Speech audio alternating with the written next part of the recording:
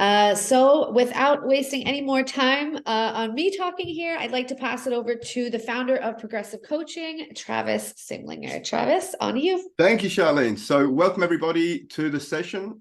I'm going to get straight into it and share my screen because I want to honor the time frame, the short time frame we have here. Everyone see my screen? Someone give me a thumbs up if, yep, all good. So welcome to the session, everyone. The root cause of negative thoughts and emotions, limiting beliefs, is what we are going to speak about today. And I'll do a very, very brief introduction for those of you that haven't met me. As I said, Travis Simlinger. I live in Zurich, Switzerland, and have been here for almost a decade now. Originally from Australia, in case you're wondering what my funny accent is. And ever since my late teens, I've had an absolute obsession with psychology and understanding why we human beings do what it is that we do. And I see there are a number of coaches in the session today, so maybe you also share this obsession, because I find it fascinating, and I've been extremely lucky because I've been able to turn my healthy obsession, I hope it's a healthy obsession, into my career. So as Charlene mentioned there, I'm the founder of Progressive Coaching. What we do is we do one-to-one coaching, also group coaching in companies, and lately it's been a lot of presenting self-development workshops in companies in and around Zurich.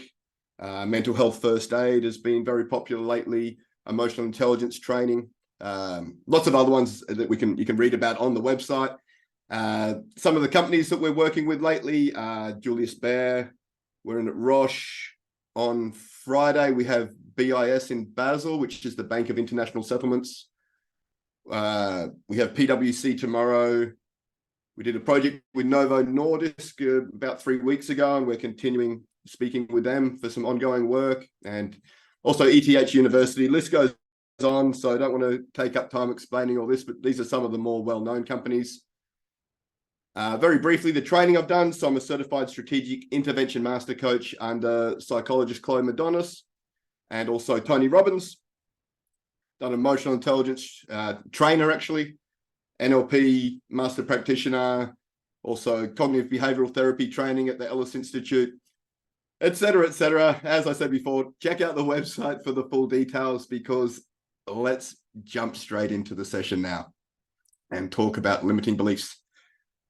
So I believe that every challenge is unique, but there are definitely certain patterns of human behavior that if we are not aware of, these patterns will severely impact the quality of our lives.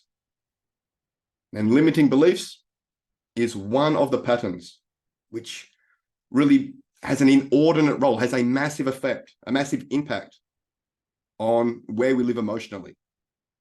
Because that's what we're talking about, where we live emotionally, which is our mental health, the place that we predominantly live emotionally. And I like to say the quality of our lives is where we live emotionally. A depressed billionaire has a low quality of life because of where he lives emotionally.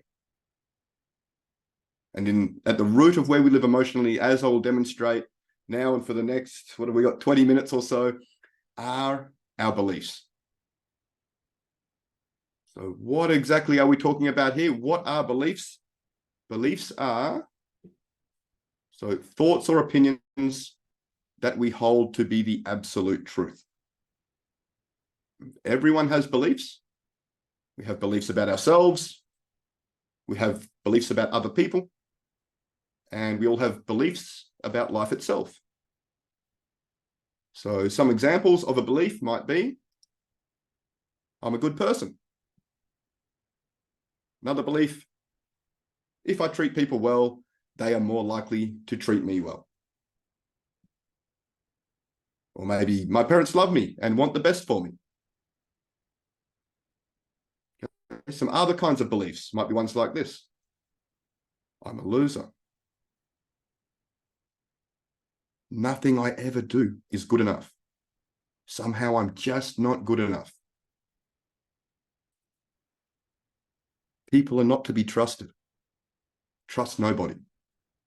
Okay, all examples of beliefs are on the screen at the moment. And what happens is, in time, these beliefs become ingrained. They become ingrained in our unconscious, so they go unrecognized by us. So we are not aware of many of our beliefs. And this is extremely important because our beliefs play a massive role in our lives. A massive influence on our lives are our beliefs. Our beliefs shape and direct our entire lives, because our beliefs lead to our automatic thoughts. And then our automatic thoughts, what we are thinking, are going to impact how we feel. Okay, our emotions, depending on what we think, we feel the way we think. How we think is going to impact how we feel. How we feel, the emotional state that we are in at any one time, is going to heavily influence our actions. Okay, what we do or what we don't do. And then our actions are going to lead to our outcomes, the outcomes that we produce. And then these outcomes go back on to reinforce our future beliefs, to bolster our beliefs. So let me show you with a very simple example to demonstrate how this actually plays out. So a person has a belief, okay? Most dogs are unfriendly. That's the person's belief. And situation happens. A small dog runs up to you. Most dogs are unfriendly. So I'm going to get some participation happening now. So if I were to ask you, what is a likely automatic thought that a person would have with this situation, with this belief? What do you think? It will attack me. They might think it might attack them. Yep, something like that would be a likely thought with this belief system. So, I know a dog, he might bite me. Okay, and then from this position, with this thinking, because of this belief, what emotions do you think this person would experience? Fear. Ooh, fear. So fear, angered or stressed. And then what are some likely actions that a person is going to produce in this situation with this belief? Running away. Look at, hey, this is not prepared people. We all become Nostradamus when we understand a person's belief system. When we bring the unconscious to the conscious, all of a sudden, automatic thoughts that we start producing, where we live emotionally, starts to make sense. Okay, this is a very simple example with a dog. I'm going to show some other examples in a moment. What are some likely outcomes from these actions, do you think? The dog will In this chase- situation. The dog will chase me. Excellent. This is working really well, because look at this. Maybe the dog chases you, maybe the dog jumps up on you. Because why? Because of your actions, because you ran away.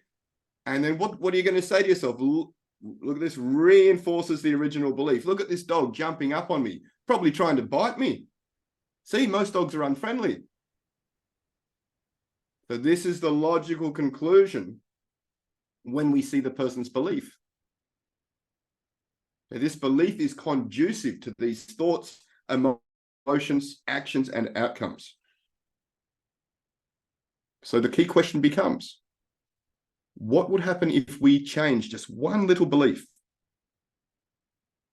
How would it affect this cascade? How would it affect how we think, how we feel, what we do, which is basically everything in our life, right? Let's have a look. Exactly the same situation. Very different belief. So what do you think is an example of an automatic thought this person would produce this situation with this belief system? Anyone can answer. The dog is so cute. Maybe. Let's have a look. Hello, doggy. Cute doggy. Okay, something like that. Automatic thoughts. Nothing like the last ones. Very opposite to the last one. Let's go with your one. So cute doggy. What a cute doggy. What kind of emotions do you think that this person will experience? Situation with this belief. Joy. Excitement. Mhm. So maybe neutral, maybe happiness, maybe joy, maybe excitement. Absolutely. And what about the actions? What actions are they likely to produce with this belief? Well, petting it, just, Yep, patting the dog. Let's see. Smile, maybe pat the dog. yeah. And what are the likely outcomes of this situation? Dog is happy, human is happy.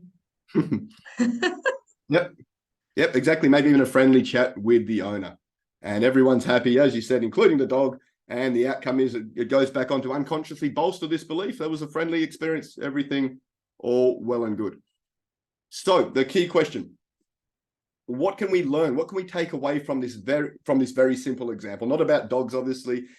What is the general understanding? What can we take away from this example about beliefs? The floor is open. I think it guides a lot of how we perceive what happens to us or around us. Mm-hmm. Guides how we perceive what happens to us. Yes.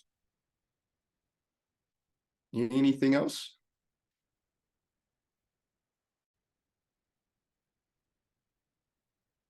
What happens if you change a belief? What does that affect if you change a belief?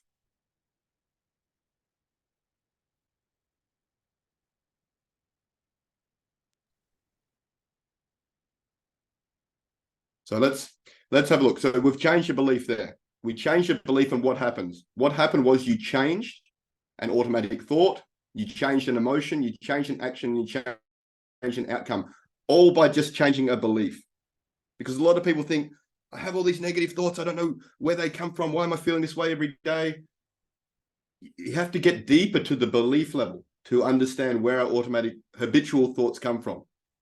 Not just our random thoughts. We can have really weird, bizarre, random thoughts all the time, but the thoughts that we have repetitively are triggered by our belief systems that are at the unconscious level. This is what leads to our habitual thoughts, which will lead to our habitual emotions, which will determine where we live emotionally, which is our mental health, which is what we're talking about here today. And think about this. If you change a belief, this can change potentially hundreds of thousands of automatic thoughts over the period of a lifetime. Because this was a very specific example, okay? Most dogs are friendly is a very specific belief. But what if you've got a broader belief like, I'm just not good enough, or I'm unworthy? You're going to trigger that in damn well every situation, in so many situations, right? Which means you're going to be triggering this thought hundreds of thousands of times over the period of a lifetime, unless you do something at the belief level to change that. So how can we use this dynamic to improve the quality of our lives? We need to check our beliefs. We need to see if we have any beliefs that could cause us to self-sabotage. And then change beliefs if they are harming us, if they are hurting us instead of helping us. And make sure we have self-serving beliefs to help us achieve, well, first of all, the thoughts and emotions and the actions, but the outcomes that we want to produce in the big picture. So let's have a look at the time. So, okay, 12:30, good. So here's another very interesting belief. I must do well and win the approval of others, or else I'm no good. So what do you think about this belief? Do you think it is a common belief? Yes or no? Yep, common belief, tragically common, especially here in Zurich. I work in Australia and I work in Zurich. I see it in both places, but I see it more predominantly here, interestingly enough. I must do well, I must win the approval of others, or I'm no good. So what would be the effect of this belief on someone who thinks this way? How would this affect a person emotionally, do you think? Stressful all the time, always under pressure, because you need to prove, you need to do, you need to, oh my God, it's like a vicious circle you get in. Vicious circle is the absolute key phrase there, definitely. Creates a vicious circle, because then we rebolster our belief. And it is exactly that. It is a vicious circle, a vicious cycle. Let's have a look at, bring it to specificity here. So situation, a person starts a new role in a company. and is not as efficient as the more experienced employees. But they have this belief, okay, because this would be an okay situation. They start a role, of course, they're not as efficient as the other employees, but they have this belief. I must do well and win the approval of others, or I am no good, which you've just told me is a very common belief. What do you think an automatic thought might be produced? This situation with this belief, what do you think? I'm not good enough. Nostradamus again, thank you. Amazing. I'm not good enough. What kind of emotions do you think this person will produce? Fear, nervousness, I guess. Disappointed, frustrated, nervousness, absolutely. Fear, possibly. Stressed. They're going to make themselves tired with their telling themselves, ruminating, not good enough, constantly disappointed. And then how do you think this will affect their actions? What kind of actions might the person take in this emotional state? Well, numbing out, don't want to do anything anymore. It's like it's even a stress to go to work. It freaks them out, the day before even. Yep. So everything you said, absolutely true. This also could happen, couldn't it? So trying too hard to please everyone, which is impossible to please everyone. So they give themselves an impossible problem, which means they're stuck in their problem indefinitely. Tension in the body because we have a physiological response to the way that we are feeling. Cognitive function is impaired when you're in a stressed out state or an unconfident state. You're not acting in your full potential, which means, as I said, not able to access your true potential because you're blocking yourself with the way that you're thinking. You're not even aware of it because it's at the beliefs level. And then the person, as was mentioned there, the vicious circle is it reinforces that belief because they're not accessing their true potential. They're not acting as good as they could. And they say, see, I'm just not good enough. So let's see how this plays out if we just change one little belief. Exactly the same situation. This time a self-serving belief instead of a self-defeating belief. I strive for excellence and personal growth, not perfection, because perfection is damn what impossible. My ability to perform has no connection to my self-worth. This is a big one that leads to, the previous one was a big one that also leads to burnout, right? Perfection, it's why perfectionism is a key contributor to burnout. It's a hot topic at the moment, the topic of burnout. So this one is not like that. This is not tying their self-worth to their preordained impossible standards. So what kind of automatic thoughts do you think a person is likely to produce in this situation with this very different belief?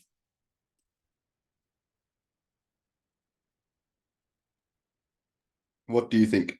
What kind of thoughts? Well, I'm learning, I'm in the process of learning. Yeah. Yep. Anything else? Excitement, maybe, to learn. Yep. I strive for excellence and personal growth. And look at this. They've got an opportunity for this. Now it's an opportunity. Very different. So as you mentioned there, the opportunity for growth. And I think some emotions were mentioned there. So excited was one of them. They're going to be more focused because now they've got a sort of a goal. Curiosity now. Enjoying the growth. Completely different emotional experience. And from a different emotional state, which is what we're talking about here, one was a state that blocked themselves, feeling unconfident, feeling stressed, feeling tired, feeling not good enough. Definitely going to affect your actions and your performance. How is this person's actions going to be affected by this emotional state, which is very different? What do you think? What actions do you think the person will produce with these emotions? I think, Or constantly, sorry, go ahead. Sorry, go ahead. I mean, no, I was just gonna say, I think actually they would be probably succeeding more with taking that pressure away from themselves. Mhm. and they would ask questions to learn, even, be eager doing stuff, etc. So it's this positive attitude towards growing themselves in this new role, right? Yeah, that's a big one. Yeah, is the questions. And they're not, the other one, they're too scared to ask questions because what if they're judged and people realize they're not good enough? So they Yeah. don't ask any questions, so they don't get the answers that they need to improve. So they create this situation for themselves, bolsters their belief. And as you said, this time they are more relaxed, they're cool under pressure, what I've written there. But as you said, they're more likely to ask questions and engage and to enjoy the learning process rather than blocking the learning process. And the outcomes basically is they can access their full potential by changing their belief. And a lot of people don't go to the beliefs level, they try to change actions. But you can't change actions when you've got an unconscious belief dictating your thoughts and your emotional state. If you think about your life, there are times when you've done things that you're incredibly impressed with. You're like, that was me. I did that. I can't believe I did that. It was amazing. And there are other times when you've done things that you think, oh my God, how could I have done that? And what's the difference? You're the same person. But it depends where you are operating from emotionally at that time. That's a different version of you, depending on where you operate from emotionally, depending on how you are feeling, what state you are in at that moment, and what's driving that, as you can see on the screen there, are our unconscious beliefs. So I think I've got about 5 minutes left. Is that right to wrap it up there, Naomi? 45 past? Yep. Okay, so we're going to skip a couple of slides. So lots of common beliefs. Because something bad happened in the past, the present is forever negatively affected, and I can never live a truly fulfilling life. So this is a belief. I'm just going to skip through them very quickly, but you can imagine putting it on the model there on the right-hand side of your screen. This is where people get stuck in the past, and the belief is what is keeping them stuck there. So our beliefs, incredibly powerful, incredibly far-reaching consequences. Because if you change this belief, we've seen how it can affect thoughts, emotions, and actions. What I don't admit to myself can't hurt me. Is that really true? What actions are you going to not take if you don't admit certain truths to yourself? Okay, sometimes I like to say the cave that we are scared to enter is exactly where we need to go. Knowing what to do is enough. I don't actually have to do anything. You hear people say, yeah, I know that, I know what to do. And that it ends there and nothing changes. And this is the reason why, this belief. And let's bring it home now. So we've got 5 minutes. So key question, how can we use this information to enhance the quality of our lives, to enhance our mental state? Our mental health is what we are talking about. It's the foundation of everything that we do. We've taken the first step in this very, very short session, which is to learn about what limiting beliefs are and the massive effect they have on the quality of our lives. Okay, most people out there are completely unaware of this dynamic unless they have trained in psychology. So you've got this first piece now. I absolutely wish this was taught in schools at a young age. Mental health problems, predominantly depression and anxiety, begin between the ages of 16 and 25. Okay, it's like 70% or something of mental health conditions start at this young age. And I truly believe that if we had this sort of information in schools, along with other emotional intelligence skills, it would do a lot to help to change that horrible statistic. But we deal with what we've got also in workplaces, because as we don't have them in schools, people don't learn this and they take this to the workplace. I see it all the time. So bringing this information to workplace is also incredibly important. So what are some other action steps you can take to use and benefit from this knowledge today? So I've made a whole video series on this because 25 minutes doesn't really do the topic justice. It's such an important topic.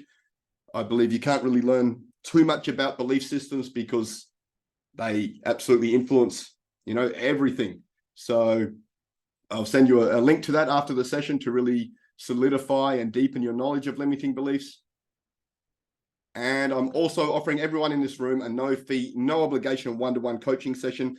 If you book it in your calendar today, I'll send you the link straight after the session. In about 5 or 10 minutes, you will receive the link.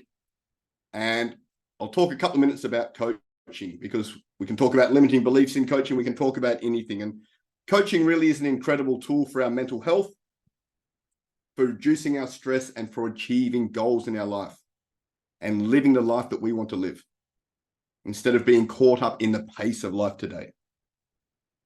Okay, so I like the analogy of Roger Federer. He's the best tennis player in the world. Why does he have a coach? He's better than his coach. There's no one better than him. But the coach sees things that Roger Federer can't see because he's not Roger Federer. Okay, he has a unique perspective. He sees the blind spots. He knows what to look for. And this dynamic allows Roger to achieve performance that he would not be able to achieve without the services of his coach. It's the same thing with Usain Bolt, the fastest man in the world. What can anyone teach him about running? Fastest guy on the planet. But he achieves so much more with the help of a good coach, because unique perspective. And it's the same with our mental coaching. And this is why I want to offer this service today. And what I will also offer is, it's a free, no obligation session. As I said, no charge. And then if you do decide to continue with coaching, I will offer a discount, which I never do actually, because my rate is already very, very competitive. I mainly spend time doing self-development workshops in companies, but I will make time for some one-to-one coaching sessions, because sometimes I think it's very valuable to go, really deep one-to-one with a person. And, in the spirit of Mental Health Week, I'm going to offer everyone this gift in today's session. And actually, I will even go one step further than that. When I send you the link, if you have any friends that you recommend today, you can recommend them, and I'll, extend this gesture also to them. Apart from that, thank you, everybody. Want to honor the time. It's been a blast. Looking forward to speaking to some of you soon, hopefully.